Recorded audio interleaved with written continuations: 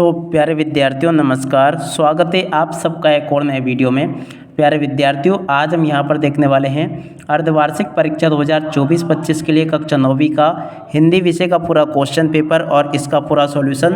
तो प्यारे विद्यार्थियों, आप सब लोगों से रिक्वेस्ट है कि आप लोग इस वीडियो को पूरा देख कर जाइएगा, क्योंकि आज मैं यहाँ पर आपको पूरा का पूरा अर्धवार्षिक परीक्षा 2024-25 के लिए कक्षा 9वीं का हिंदी विषय का पूरा क्वेश्चन पेपर और इसका सॉल्यूशन बताने वाला हूँ। तो चलो जल्दी से हम आगे बढ़ते हैं, समझते हैं कि आपकी अर्धवार्षिक परीक्षा 2024-25 के लिए कक्षा 9वीं का हिंदी विषय का क्वेश्चन पेपर आपसे परीक्षाओं में किस प्रकार का पूछा जाएगा। तो देखिएगा, कुछ इस प्रकार का क्वेश्चन पेपर आपको परीक्षाओं में देखने को मिलेगा। यहाँ से आप सब लोग इसको पढ़ लें और पूरा का पूरा समझ लें। अर्धवार्षिक परीक्षा 2024-25 के लिए क्वेश्चन पेपर है जो कि कक्षा 9वीं का है और हिंदी विषय का है। और देखिएगा, इस पेपर को हल करने के लिए आपको 3 घंटे का समय दिया जाएगा और पूर्णांक होगा आपका 75 अंक होगा।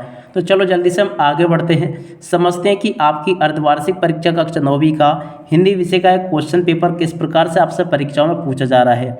पेपर को हल करने लगे आप लोग, उसके पहले आप सब लोग यहाँ से इन निर्देशों को जरूर पढ़ लेना, क्योंकि इससे आपको ये समझ में आ जाता है कि कौन से प्रश्न 2 अंक वाले हैं, कौन से 3 अंक वाले हैं और कौन से 4 अंक वाले हैं। साथ ही साथ में ये भी समझ में आ जाता है आपको कि 2 अंक के प्रश्न को कितना बड़ा लिखना है, 3 अंक के प्रश्न को कितना बड़ा लिखना है और 4 अंक के प्रश्न का उत्तर आपको कितने शब्दों में लगभग देना है। तो ये इससे आपको मोटा मोटा पता चल जाता है। अब चलो जल्दी से हम आगे बढ़ते हैं और आपके पेपर के सॉल्यूशन को देखते हैं। पहला क्वेश्चन, हिंदी पद्य साहित्य का तीसरा काल। देखिएगा, हिंदी पद्य साहित्य का तीसरा काल कौन सा? रीतिकाल। उसके बाद में अगला क्वेश्चन, कबीरदास जी की एक रचना है। तो देखिएगा, कबीरदास जी की रचना बीजक। तो यहाँ पे आप लोग बीजक लिख लेंगे। उसके बाद में अगला क्वेश्चन देखते हैं, रस के अंग है। तो देखिएगा, रस के कितने अंग है? तो यहाँ से आपको लिखना 4 अंग। तो यहाँ से आप लोग 4 लिख लें। उसके बाद में कांजी होज में हाजिरी लेने आया था। तो देखिएगा, कांजी होज में हाजिरी लेने कौन आया था? तो देखो यहाँ से आपको लिख देना चौकीदार आया था। और उसके बाद में अगला क्वेश्चन पढ़ते हैं, किस समास में दोनों पद प्रधान होते हैं? तो देखो, द्वंद्व समास में दोनों पद प्रधान होते हैं। इस जल प्रलय में पाठ की विधा। तो देखो, इस जल प्रलय में पाठ की विधा क्या? रिपोर्टाज। तो यहाँ से आपको रिपोर्टाज लिख देना है। उसके बाद में चलो अगला क्वेश्चन पढ़ते हैं, क्या लिखा है। तो देखिएगा, प्रश्न नंबर 2 में यहाँ पर आपको रिक्त स्थान पूर्ति दी गई है। रिक्त स्थानों की पूर्ति आपको कैसे करनी है? नानी के मन में की आज़ादी के प्रति जुनून था।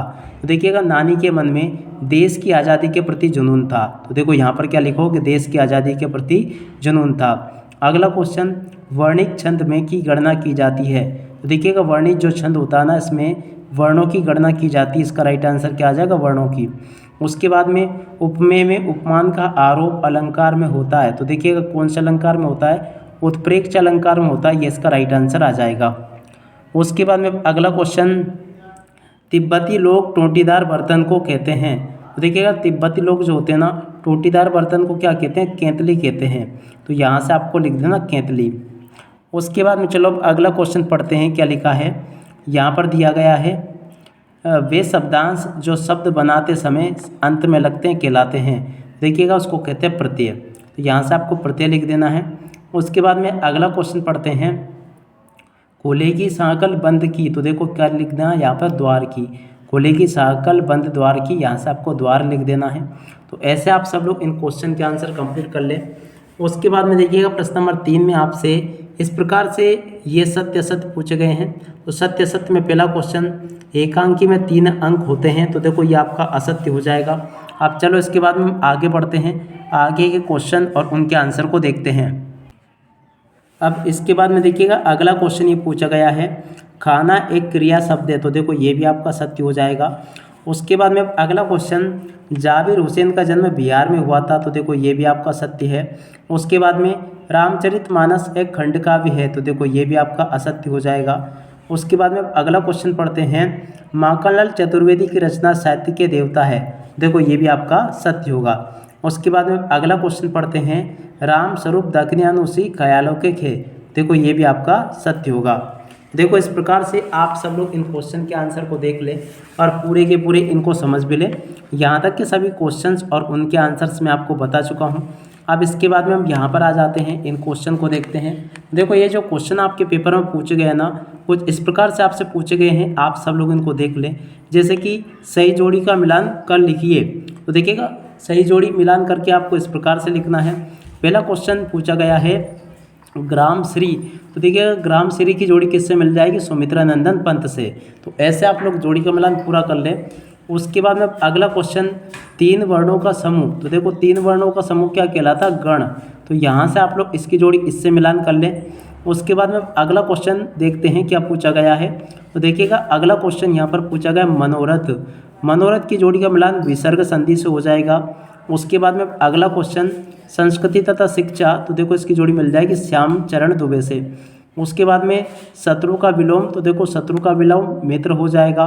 उसके बाद में अगला क्वेश्चन इस जल प्रलय में, तो देखो इसकी जोड़ी मिल जाएगी फणीश्वरनाथ रेणु से। तो ऐसे आप सब लोग प्यारे विद्यार्थियों इन जोड़ी का मिलान पूरा कर लें जिस प्रकार का कि मैंने आपको बताया। उम्मीद करता हूँ कि यहाँ तक की जोड़ी का मिलान आप लोगों ने कर लिया होगा। अब चलो जल्दी से हम आगे बढ़ते हैं, आगे के क्वेश्चन और उनके आंसर को देखते हैं।